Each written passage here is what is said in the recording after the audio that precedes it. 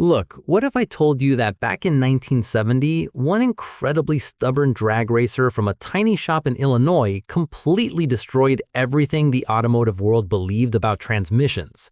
I'm talking about a guy who proved that Chevrolet's cheapest, weakest, most laughable transmission, the one that came standard in your grandmother's grocery-getting Impala, could absolutely annihilate their most expensive, most advanced performance unit in a quarter-mile sprint.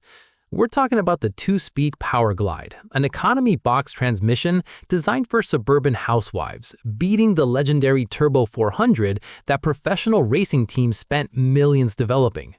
This is the story of how Bill "Grumpy" Jenkins outsmarted General Motors using their own forgotten transmission, and in the process, he didn't just win races, he rewrote the physics of drag racing itself. This is automotive ancestry, and I spend way too much time thinking about forgotten transmissions that changed motorsports history. If you're someone who loves deep dives into the engineering rebels who prove the experts wrong, make sure to hit the subscribe button and give this video a thumbs up if this helps you out. Picture this scene. It's a humid Saturday night at National Trail Raceway in Ohio, sometime in the middle of the 1970 racing season. The air is absolutely thick with tire smoke and the sharp, intoxicating smell of racing fuel. In the staging lanes, you've got million-dollar factory teams prepping their Pro Stock machines. We're talking Chrysler, Ford, all the big names. And every single one of them is running heavy-duty 3-speed automatics or 4-speed manual transmissions. That's what you did if you wanted to win. That's what the experts said. That's what 50 years of automotive engineering had proven. Then Bill Jenkins rolls up with his Vega, and when the tech inspectors get down on their hands and knees to check out what's under the car, they literally cannot believe what they're seeing. A Powerglide, the same exact transmission that suburban housewives had in their grocery getters. The paddock absolutely erupts in laughter. I mean, guys are pointing, making jokes. Some are literally walking away because they think Jenkins has lost his mind. By the end of the night, nobody's laughing anymore. Jenkins just ran 9.86 seconds and reset the Pro Stock record with a transmission everyone else threw in the trash. Here's what makes this story absolutely legendary, and why we're still talking about it 5 decades later. Bill Jenkins didn't just stumble onto something by accident. He didn't get lucky. This man systematically dismantled 50 years of automotive engineering dogma using nothing but a stopwatch, a calculator, and a transmission that everyone else in the sport considered worthless junk. The Powerglide wasn't supposed to be fast. Hell, Chevrolet never marketed it for performance. They actually actively discouraged racers from using it. Their own engineering documents said it wasn't suitable for anything beyond basic transportation. But Jenkins saw something everyone else missed, and what he discovered would revolutionize drag racing forever and create an entire industry that's still thriving today. Now, to understand why Jenkins' Powerglide discovery was so radical, so completely insane for its time, we need to travel back to 1950. General Motors was in the middle of developing automatic transmissions to compete with Ford's successful automatic offerings. The engineering brief for the Powerglide was simple and had nothing to do with performance. Cheap to build, smooth for comfort, reliable for everyday driving. Performance wasn't even on the list of priorities. It wasn't a consideration. The two-speed design used a simple planetary gear set and a torque converter. First gear had a 1.76 to 1 ratio. Second gear was direct drive at 1 to 1. That's it. No overdrive, no fancy electronics, no multiple clutch packs, just 2 gears and the prayer that it wouldn't explode. Meanwhile, Chevrolet's performance flagship was the turbo-hydromic 400, and this thing was considered the absolute pinnacle of automatic transmission technology. Introduced in 1964, the TH400 was a beast of a transmission. 3 forward speeds with ratios of 2.48 to 1, 1.48 to 1, and 1 to 1. It could handle 450 pound-feet of torque completely stock, right off the assembly line. The TH400 had multiple clutch packs, incredibly complex valve bodies, and weighed 135 pounds dry. Racing teams absolutely loved it because it was bulletproof. Funny car teams were putting 2,000 horsepower through modified TH400s and they'd hold up. Compare that to the Powerglide, it weighed just 95 pounds and was rated for maybe 300 horsepower on a good day. Chevrolet's own engineers recommended it only for 6-cylinder engines and small block V8s making under 300 horsepower. That was the official position. By 1969, Pro Stock was the hottest class in all of drag racing. Factory-backed teams from Chrysler, Ford, and GM were spending millions of dollars. The rules required stock-appearing bodies and production-based engines, but everything else was basically fair game. Teams were running trick 4-speed manual transmissions with lightning rod shifters, or beefed-up TH400s with trans brakes and 5,500 RPM stall converters. The conventional wisdom, the absolute gospel truth that everyone believed, was that more gears meant keeping the engine in its power band longer. That was racing gospel, written in stone. First gear multiplication got you off the line hard. Second gear kept you accelerating through the middle. Third gear took you through the traps at the finish line. Every performance manual, every racing guru, every factory engineer with decades of experience said exactly the same thing. More gears equals faster elapsed times. It was physics, it was math, it was irrefutable.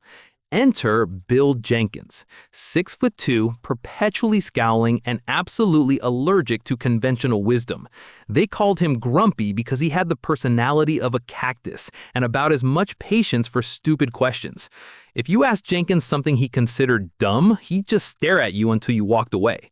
Jenkins wasn't a factory guy with unlimited resources. He ran a 2-bay garage in Malvern, Pennsylvania, later moving to Illinois, and he built engines for local racers trying to win bracket races on weekends. But Jenkins had something those million-dollar factory teams didn't have, an obsession with efficiency that bordered on mental illness. While Ford and Chrysler were throwing cubic inches at the problem, building bigger and bigger engines, Jenkins was sitting in his shop late at night with a slide rule calculating parasitic losses that nobody else even thought about.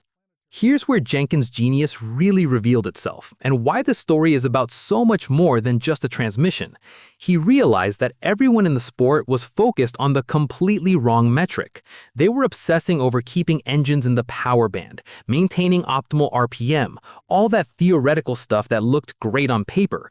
But nobody, and I mean absolutely nobody, was calculating transmission efficiency losses. Think about what happens every time an automatic transmission shifts. There's a power interruption. The engine has to drop RPM. The transmission has to release one set of clutch plates and engage another set, and the whole drivetrain has to cope with the mechanical shock of that transition. In a TH400, you're shifting twice during a quarter-mile pass, once from first to second at about 1.2 seconds into the run, then from second to third at around 3.5 seconds. Each one of those shifts cost you about 0.2 of a second. Now, you might be thinking that's not much time, but here's the thing. That's not the shift time itself. The TH400 could bang gears in about 300 milliseconds with a good valve body. The real loss came from power interruption and drivetrain shock, the momentum you lost every time the power cut out. Jenkins started testing with a borrowed Powerglide in late 1969, and his theory was absolutely elegant in its simplicity. Eliminate one shift, eliminate one power loss. The Powerglide would shift once at about 2.8 seconds into the run, then pull all the way to the finish line in high gear. But the math had to work perfectly, or the whole theory fell apart. The first gear ratio of 1.76 to 1 was actually lower than the TH400's 2.48 to 1, meaning less mechanical advantage off the starting line. Jenkins compensated for this with rear axle gearing. Where TH400 cars were running 4.10 to 1 or 4.30 to 1 rear gears, Jenkins bolted in 5.13 to 1 or even 5.38 to 1 ratios. The final drive multiplication ended up being similar, but now he had one less shift to worry about, one less power interruption. The first tests were absolute disasters that would have discouraged anyone else. The stock Powerglide exploded on the third pass. I'm not talking about it slipping or failing gracefully. The aluminum case literally split open like a beer can. The planetary gear set turned into shrapnel, and Jenkins spent 2 hours on his back picking transmission parts out of the oil pan. But here's what's important. he noticed something crucial before it failed. The car was running identical 60-foot times to his TH400 test mule, meaning the launch was just as good. But it was gaining 2 car lengths by half track. The theory was sound. The physics worked. The execution just needed work. And execution was something Jenkins could fix. Jenkins went to work on the Powerglide like a surgeon performing experimental procedures. The stock aluminum case was replaced with a modified cast iron unit from a 1962 Corvette, which was much stronger. The planetary gear set was upgraded with heat-treated 4140 steel components that could handle serious power. The factory torque converter was a joke, a simple single-disc unit rated for maybe 2,500 RPM stall. Jenkins had ATI build him a custom 10-inch converter with a 5,000 RPM stall speed that was designed specifically for drag racing. The stock valve body got completely recalibrated for lightning-quick shifts at exactly 7,200 RPM. The weak point turned out to be the input shaft, a spindly piece of 1020 steel that twisted like licorice under real power. Jenkins had Summers Brothers machine him billet 300M steel shafts that were 40% larger in diameter. But here's where it gets really interesting, and this is the detail that most people don't realize even today. The Powerglide had an unexpected advantage that nobody had even considered because they were too busy laughing at it. The TH400 used what's called a Simpson planetary gear set, a complex arrangement with multiple sun gears, planet carriers, and ring gears, all working together. The power path through first gear involved 2 separate planetary sets, which meant more rotating mass, more bearing surfaces, more friction, more places for power to get lost as heat. The Powerglide used a simple Ragno gear set. 1 sun gear, 1 planet carrier, 1 ring gear. The power path was direct and simple. Jenkins sat down and calculated that the Powerglide had 18% less rotating mass than the TH400. In drag racing, where you're trying to accelerate thousands of pounds as quickly as possible, rotating mass is the absolute enemy. Every single pound of rotating weight requires horsepower to accelerate, and that's horsepower that's not going toward moving the car forward. The rebuilt Powerglide went into Jenkins's 1970 Vega Pro Stock car in March of that year. The car was an absolute missile.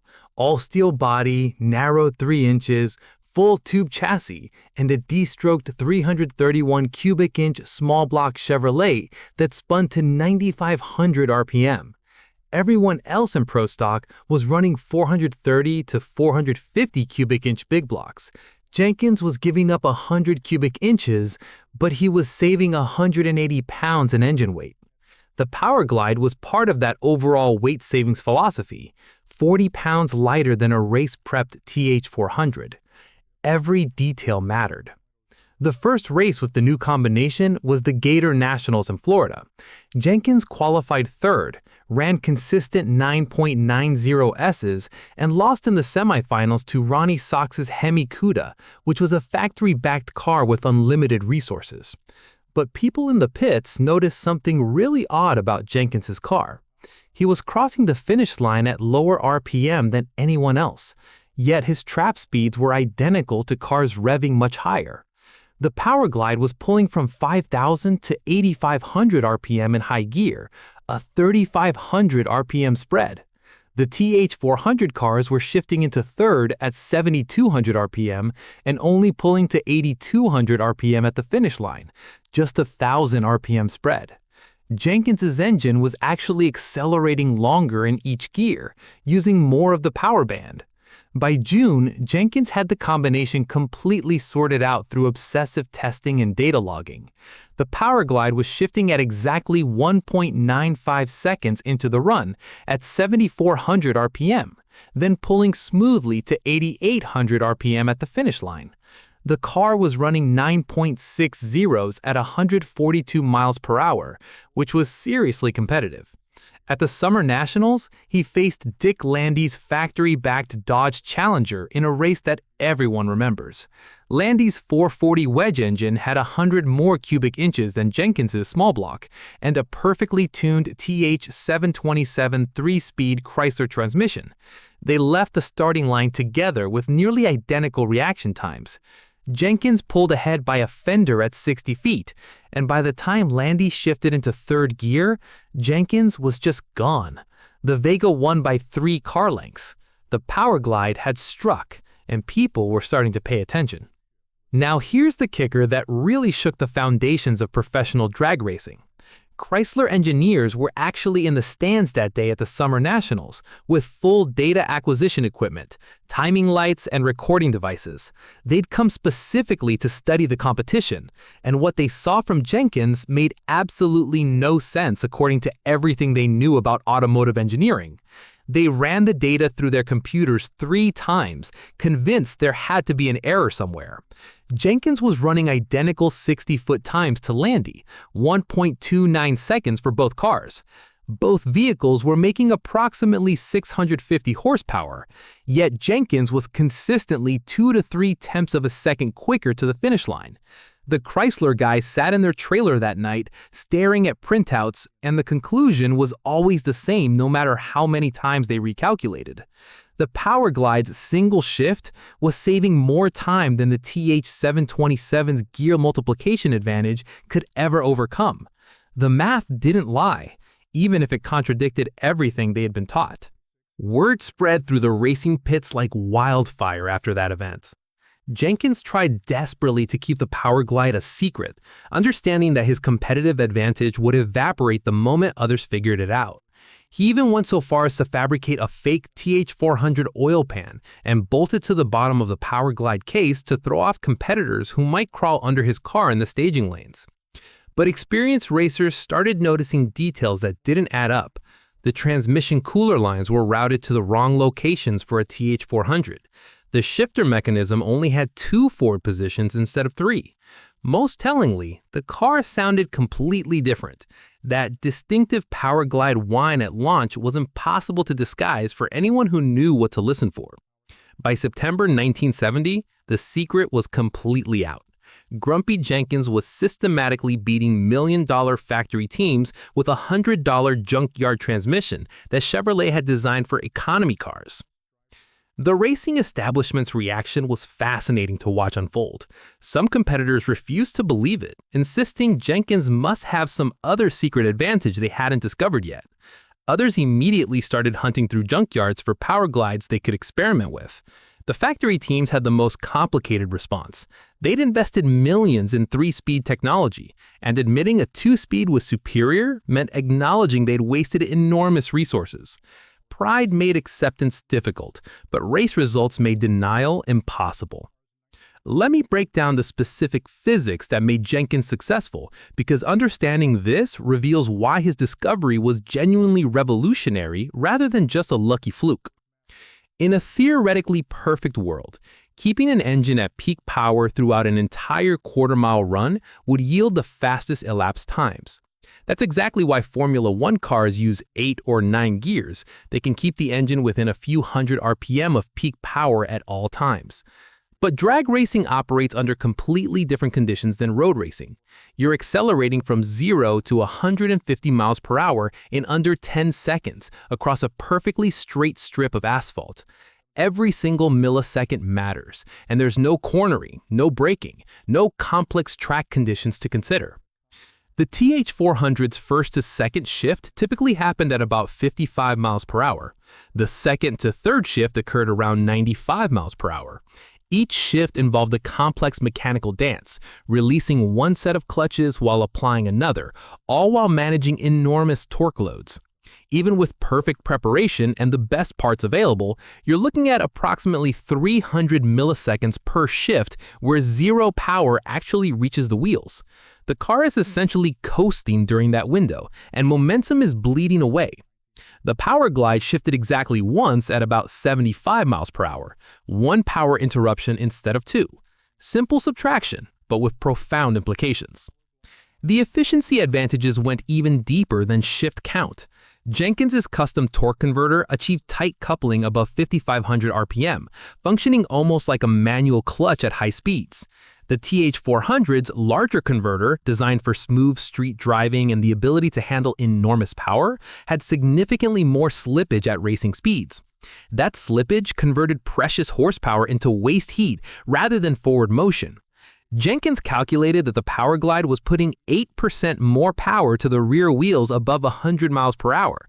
In a 10-second race where margins are measured in hundredths, that efficiency advantage was enormous, often the difference between a trophy and a trailer ride home. The gear ratio mathematics told another compelling story that most racers had never considered. The TH400's ratios of 2.48, 1.48, and 1.0 created massive RPM drops between gears. First to second represented a 40% RPM drop. Second to third was a 32% drop. After each shift, the engine had to climb back up through thousands of RPM to reach peak power again, wasting precious time and distance. The Powerglide's single shift from 1.76 to 1.0 was a 43% drop, actually larger than any individual TH400 shift. But it happened exactly once, and Jenkins tunes his engine's power band specifically around this single event. Peak torque arrived at 6,200 RPM. Peak power hit at 8,200 RPM. The engine was always operating in its sweet spot, never struggling to recover from multiple gear changes. Survival engineering became Jenkins' next obsession once he'd proven the theory worked.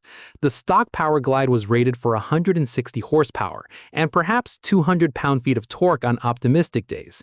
Jenkins was routing 650 horsepower and 500 pound-feet through his race unit. The cast-iron case from the 1962 Corvette could handle the stress, but literally everything inside required complete redesign. The factory sun gear was sintered iron, compressed metal powder that was incredibly cheap to manufacture but absolutely pathetic under racing loads. Jenkins sourced billet 4340 steel sun gears that were heat-treated to 58 Rockwell hardness, essentially turning them into industrial cutting tools. The Planet gears received similar upgrades, and Jenkins added a fourth Planet gear to the carrier for better load distribution across the gear set. The clutch pack redesign was where Jenkins really demonstrated his understanding of the transmission's failure modes. Stock Powerglides used just 4 friction discs in the high-gear clutch assembly. Jenkins ran 9 discs, alternating between steel and carbon fiber materials that could handle enormous heat and pressure. The forward clutch received identical treatment. Apply pistons were completely redesigned. Stock units included cushion springs intended to smooth shifts for passenger comfort. Jenkins removed these entirely and installed solid aluminum pistons with zero cushioning. The resulting shifts were violent enough to leave bruises on drivers' shoulders from the seatbelt, but they were instantaneous with no wasted motion or time. Tom Williams at Tom's Transmission spent 3 months perfecting the valve body calibration for Jenkins' application. Stock Powerglides shifted based on governor pressure, a mechanical system using flyweights and springs that responded to vehicle speed. The system worked adequately for street driving but was far too imprecise for racing, where consistency meant everything. Jenkins demanded electronic control. Williams installed a trans-brake valve that simultaneously locked first and reverse gears for launching. This created enormous resistance that allowed the engine to build boost against the converter before release. The actual 1-2 shift was controlled by a Hobbs pressure switch monitoring engine oil pressure.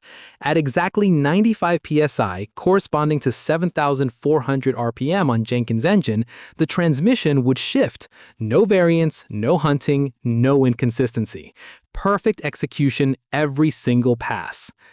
The 1970 season finale at the World Finals in Dallas was the ultimate validation of everything Jenkins had developed. He faced Ronnie Sox's Plymouth Hemi Cuda in the final round.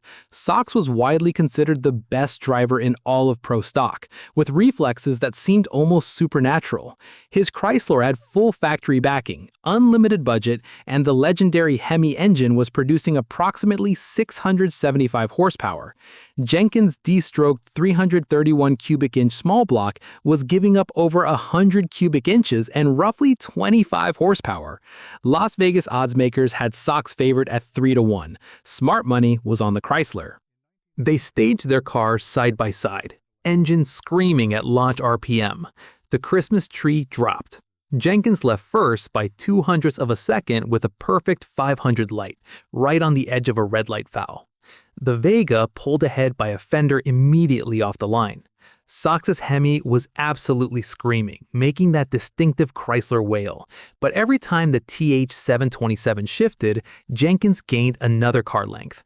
The Powerglide shifted once at the 330-foot mark, smooth as butter, then pulled like a freight train through the remaining distance. Jenkins crossed the finish line at 9.627 seconds and 158.43 miles per hour, a new Pro Stock national record. Sox finished 0.02 of a second behind, an eternity in professional drag racing. The Powerglide had won the biggest race of the year against the best competition in the world. The following morning, Jenkins's phone rang continuously from dawn until well past midnight. Racers from across the country wanted Powerglides. Transmission shops that had literally been throwing them in scrap metal bins suddenly had waiting lists stretching months into the future. The problem was supply. General Motors had already stopped Powerglide production for performance applications, transitioning to the TH350 for most vehicles. The only source was junkyards, and those supplies dried up almost overnight as racers descended on salvage yards across America. A transmission that cost $50 in 1969 was selling for $500 by mid-1971, and prices kept climbing. The competitive response from other teams was immediate and desperate. Don Nicholson, one of Ford's most successful racers, started experimenting with the Ford C4 transmission, which shared similar two-speed simplicity with the Powerglide. He applied Jenkins's principles systematically: simple gear sets, single shift, optimized converter, and his Ford Maverick started winning events. Chrysler's engineering department developed a two-speed version of the Torque Flight specifically for drag racing applications, essentially admitting that their three-speed advantage had become a liability. Within 2 years of Jenkins's Dallas victory, fully half the Pro Stock field had abandoned three-speed transmissions entirely. General Motors' internal reaction was particularly fascinating given that they'd spent millions developing the TH400 as their ultimate performance transmission. Their own advertising called it the choice of champions. Marketing materials emphasize its three-speed superiority for every conceivable application. Now, some irritable racer from Illinois was publicly proving their economy transmission was faster than their performance flagship. GM engineers actually visited Jenkins's shop, studied his Powerglide modifications with measuring tools and cameras, and found themselves unable to argue with the physics. The math was irrefutable, even if the conclusion was embarrassing. In 1971, GM quietly began offering a heavy-duty Powerglide option for Camaros and Novas ordered through the Central Office Production Order System, the famous COPO program that created some of the rarest muscle cars ever built. These COPO Powerglides incorporated some of Jenkins's modifications directly from the factory, including strengthened internals and revised valve body calibrations. It was tacit acknowledgement from the world's largest automaker that a garage racer had outsmarted their engineering department. The financial implications of Jenkins's discovery created entirely new businesses overnight.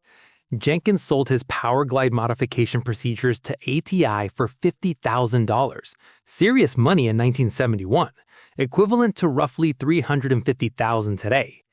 ATI immediately began producing what they called superglides, complete Powerglide units capable of handling 1,000 horsepower. They sold thousands of these units at $2,500 each, creating a revenue stream that continues to this day. Tom's Transmission, where Williams had developed Jenkins' valve body, grew from a 2-employee operation to 30 employees within 18 months. Jenkins himself founded Jenkins Competition, selling Powerglide components and complete transmissions. By 1975, his company was grossing $2 million annually from transmission sales alone, a fortune for a former garage mechanic who'd started with nothing but curiosity and determination. The ripple effects of Jenkins's discovery extended far beyond drag strips and transmission shops into territories nobody could have predicted.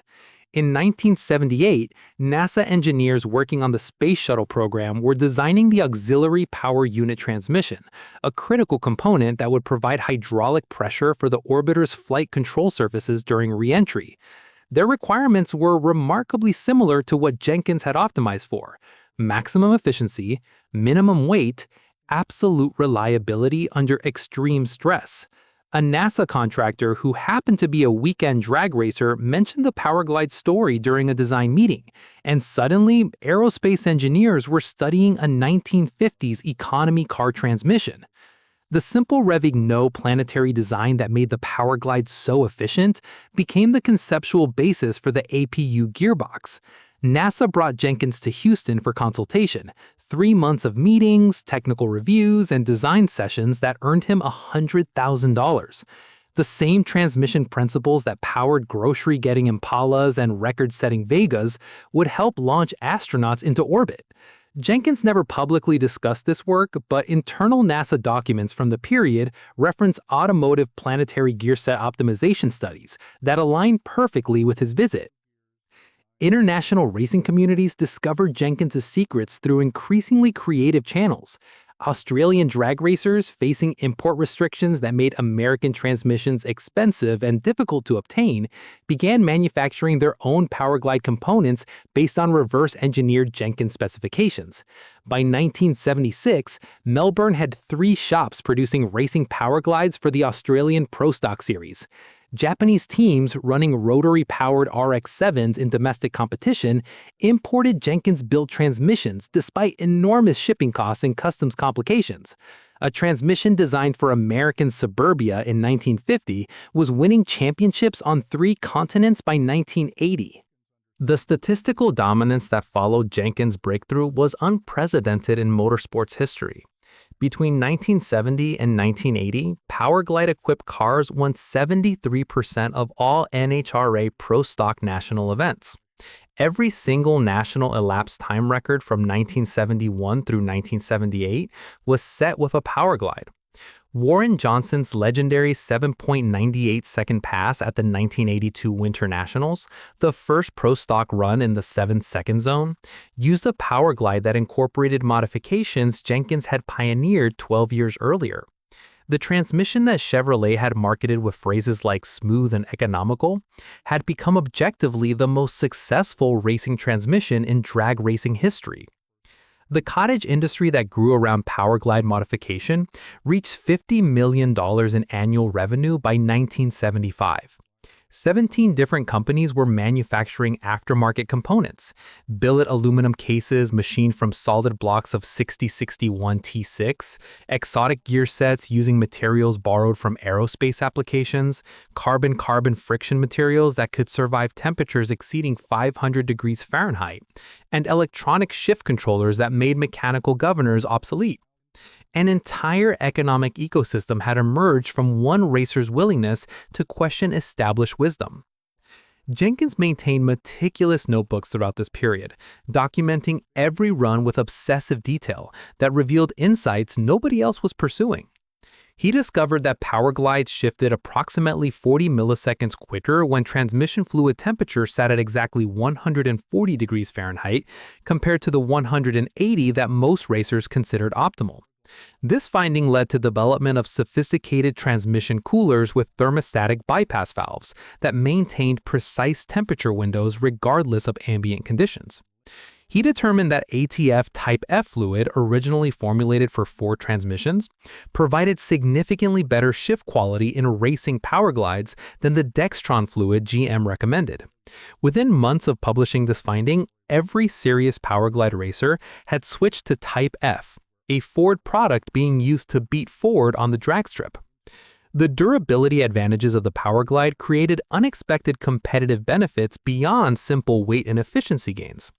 TH400 transmissions in Pro Stock trim required complete rebuilds every 15 to 20 runs. The complex valve bodies would develop wear, multiple clutch packs would glaze from heat cycling, and the 3 planetary gear sets would develop measurable play that affected shift consistency. Jenkins's Powerglide went 50 runs between rebuilds, sometimes more. He ran the same transmission case for 3 complete racing seasons, a longevity record that was absolutely unheard of in professional competition. Fewer rebuilds meant lower operating costs, which meant more money available for engine development and testing. The competitive advantages compounded themselves. Consistency became perhaps the most valuable benefit for racers outside the professional ranks. With only one shift point to manage, Powerglide-equipped cars show dramatically less variation from run to run. TH400 cars might vary by 0.03 of a second depending on shift quality, fluid temperature, and the dozens of other variables inherent in complex 3-speed operation. Jenkins' Powerglide varied by less than 1/100th of a second under identical conditions. For bracket racing, where winning depends on running your predicted time with perfect consistency rather than achieving outright speed, this reliability was invaluable. By 1975, an estimated 90% of serious bracket racers had switched to Powerglides, regardless of what vehicle they were competing in. The torque converter technology that Jenkins pioneered while developing his racing Powerglide eventually transformed the entire high-performance automatic market. Stock Powerglide converters were 11-inch units optimized for smooth engagement and fuel economy during normal driving. They slipped approximately 20% at full throttle, converting that wasted energy into destructive heat rather than useful acceleration. Jenkins' custom 10-inch units use furnace-brazed stator fins for strength, anti-ballooning plates to maintain precise clearances under load, and billet steel hubs machined to Aerospace tolerances. Above 5,500 RPM, these converters achieved efficiency exceeding 97%, approaching the mechanical efficiency of a direct-drive manual transmission clutch. These specifications became industry standards. Walk into any high-performance transmission shop today, and the converters they're building use design principles Jenkins established 50 years ago. The 1972 Winter Nationals provided perhaps the most dramatic demonstration of Powerglide superiority when Jenkins faced Dyno Don Nicholson in the final round. Nicholson was campaigning a Boss 429 Mustang backed by Ford's full factory resources. Their commitment to the program exceeded $2 million, an astronomical sum for racing in that era. Jenkins was still running his garage-built 331 small block and the Powerglide setup he'd refined over 2 seasons of competition. Ford's confidence was so absolute that team members had champagne chilling in their trailer, ready to celebrate the expected victory. Jenkins cut a perfect light at launch. The Powerglide shifted flawlessly at 7,400 RPM, exactly as programmed. The Vega crossed the finish line at 9.48 seconds, yet another national record. Nicholson finished 1/100th of a second behind, close enough to taste victory but not close enough to claim it. The 4 Champagne remained unopened. Jenkins had beaten a $2 million factory program with a car built in a 2-bay garage, using a transmission that Ford's engineers considered obsolete junk. Throughout the remainder of the 1970s, Powerglide dominance only intensified. Warren Johnson, Larry Lombardo, Bob Glidden, every significant name in Pro Stock history ran Powerglides during this golden era. The transmission became so synonymous with professional drag racing that television announcers began describing cars as Powerglide equipped with the same reverence they use for exotic engine specifications. Chevrolet's cheapest transmission had achieved the status of racing royalty.